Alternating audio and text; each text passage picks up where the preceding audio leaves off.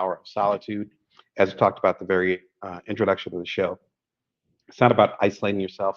It's not about saying, I'm not going to rock with people anymore. It's not like saying, I'm going to be by myself. It's more about saying, I'm going to carve out time, whether it's just a fraction of a second, to be still enough to actually know what my opinion is, what kind of world I want to help create, and how I'm going to do it. What my opinion is, what kind of world I want to create, and how I want to do it. That I found, and I'm a business coach, I've coached hundreds of folks, including some of y'all that are watching. I found that that's almost a necessary passage if you think about the hero's journey when it comes to Joseph Campbell. Big fan of Joseph Campbell and the mythologies that he was able to organize and catalog. They are not his mythologies, but he was able to organize them and have these theories around them. There's always a period of time of solitude. Always. When people are doing revolutionary things or people are doing big things, there's always a moment of quiet before. Always. You can take Star Wars, you can talk about the Avengers Endgame with Tony Stark being lost in space. Pick one. There's always a moment of silence, always a moment of solitude. So we're going to get into 4 ways that you can kind of build this into your life. You know, I'm a very active dad. I have an 8-year-old and an 11-year-old. Been there since day one. There every single day. They keep me busy. And so even if you are very busy or you have other people that you're taking care of, there's ways that you can carve this out. So let's get into it. The first step that I found as far as unlocking the power of you being of doing solitude and unlocking the the power in being by yourself is by actually determining what kind of rest you need. Sorry, I had a little tech hiccup there. But determining what kind of rest you need. Now, there's many different types of rest. There's a rest of talking with one of your closest friends and talking to them for hours. It's the rest of having a cup of coffee and lingering just a little bit longer. There's the rest of sleeping in, taking a nap. As you guys know, if you've been watching the show, I love taking naps. It's almost a daily practice for me. There's different types of rest. For some people that I know, their version of rest is traveling and being on the road in a place where no one knows them and they might not even know the language. They get recharged from that.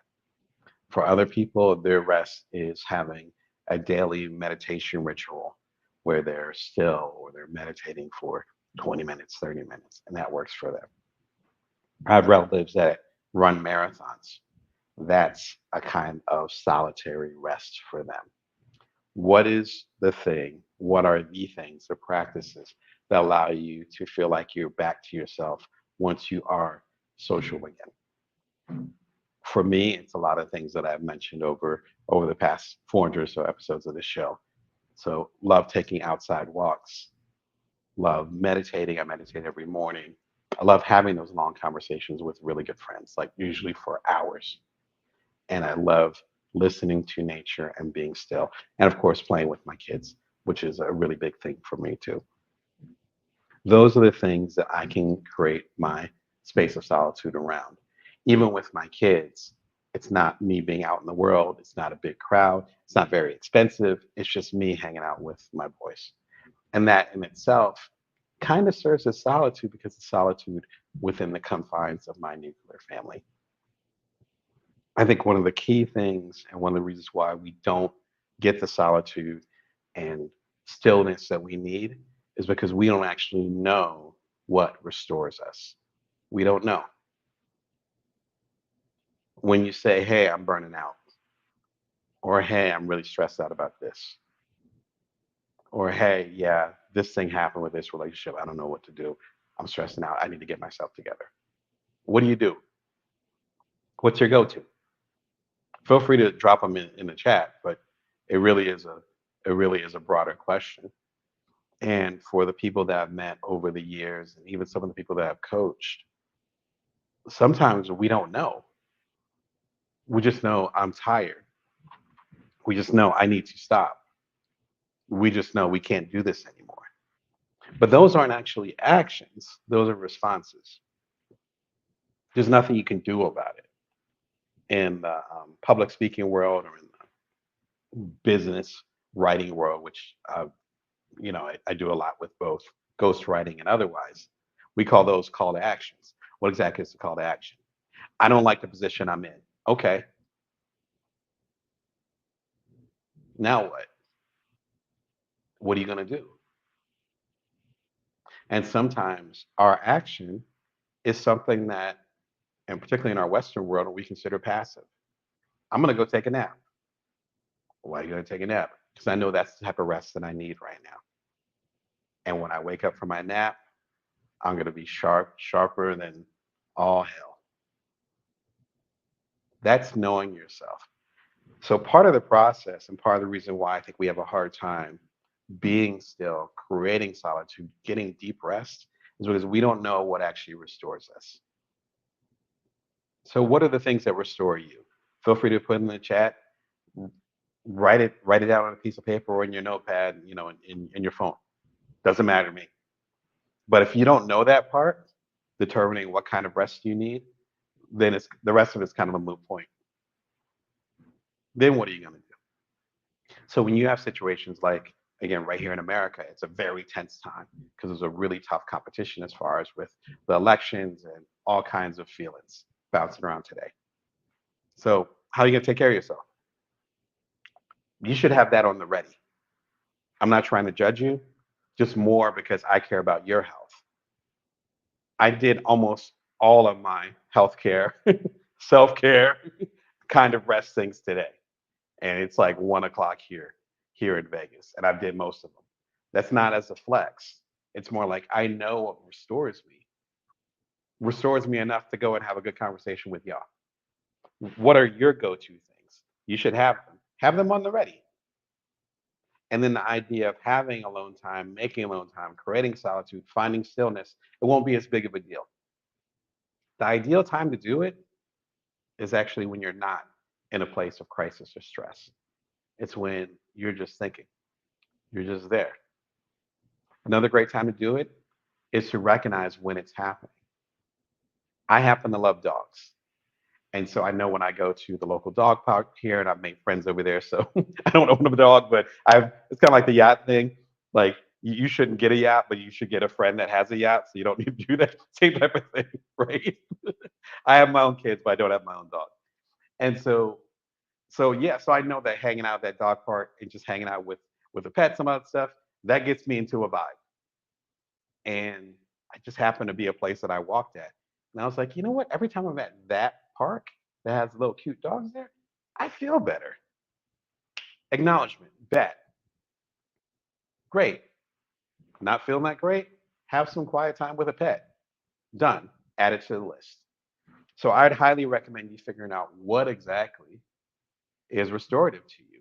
Once you figure that out, then you can get to the next steps that we're going to talk about. But it has to start with that. And that goes back to knowing yourself and being honest with yourself. And sometimes those things that really restore you, like I like world travel, sometimes they're not possible because of resources, whether it's time or money or energy or just commitments. So you find other things on the list. And the longer your list is, the more ways you can restore yourself. Speaking of restorative things, one of my favorite books from one of my favorite people, Susan Cain's Quiet. I first saw Susan at my first TED conference, I want to say 13 years ago now. And I was in the audience when she did this talk. I had never heard of her. Most of my friends and people had never heard of her. So I think it was kind of a breakout moment where she talked about the power and, frankly, the shame that went around being an introvert. Now, in my parents' generation, the term introvert wasn't really around. If it was around, it was synonymous with shy. And then shy was looked at as, particularly among men, we're getting into gendered conversations here, particularly among men, that was looked at as a weakness. He's an introvert, he's shy, he's awkward, let him be. He's not leadership material, as he used to say back in the day. For my generation, and I'm part of very young Gen X, for my generation, it started to become, oh, okay, he's an introvert. And so they're antisocial. And that was the conversation. Even going back to college, and I got all kinds of stories. I probably shared them in the past as far as like me being misunderstood because I didn't want to be around people all the time. Not because I didn't like people, it's just because I only had so much social energy. And like I'm talking about in this episode, I wanted to make sure I was centered as far as what I stood for, not just connecting with other people or getting the vibe from other people because they happen to be around and I'm sensitive to groups, right? Susan's probably a little bit older than me, so I'm pretty sure we're in the same generation. And she talks about that, but she also talks about the power that comes in having solitude, the ability to have a crystallized vision, the ability to be introspective, the ability to recognize and be self reflective of your own issues and flaws. Where if we stay busy all the time, how are we supposed to understand when we're not in the right, when we're not being as thoughtful as we can, when we're not showing up as our best selves? If we have no reflection at all, we're just doing. How are we supposed to grow? I talk about that in the Bite Size Entrepreneur, which also, as I mentioned, is in the Complete Bring Your Worth collection. As far as if you are building your career and you haven't stopped or paused or thought about your career in 5 years, then you'd have the same mentality that you had right now. You know, as we're doing this live, it's 2024. You'd have the same mentality as 2019. Do you know what you're doing in 2019? I had a different mentality. Proud to say. But that's because I reflected. And of course, there were a lot of outside things that made all of us reflect on our lives. My whole point is that Susan gets into this where there's an opportunity for us to grow because there's been, particularly here in America, such a bias towards action and being extroverted and rah, rah, rah, yell, yell, yell. Real impact, number one, doesn't have to be like that. And number two, actually being quiet and strategic and understanding empathetic is a type of superpower. Those of us that feel that way should not feel shame about that. That's what I got from our talk. I'll throw that in the replay. I'll throw the TED talk in there as well. It's a fantastic TED talk. Again, I saw it in person. You might see my big head in the audience when I do the pants. I can't remember. I haven't seen it in a little while, but I'll throw the link in the show notes after this goes live. And then you could also just go to TED.com or go to YouTube.com. Look up Susan Cain Quiet, and her TED talk has like 100 million views or something. If it was TED Talks, it would have went platinum.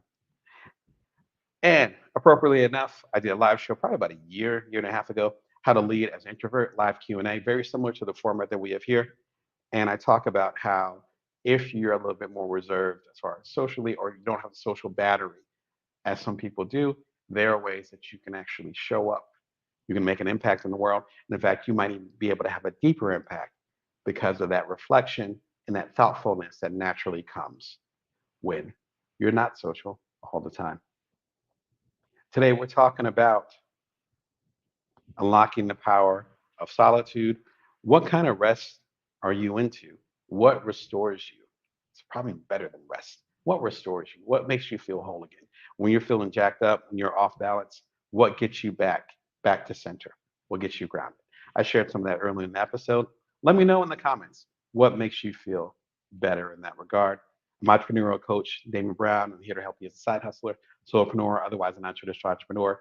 You're watching Bring Your Worth TV live Wednesdays at 1:11 p.m. Pacific Standard Time, Vegas time.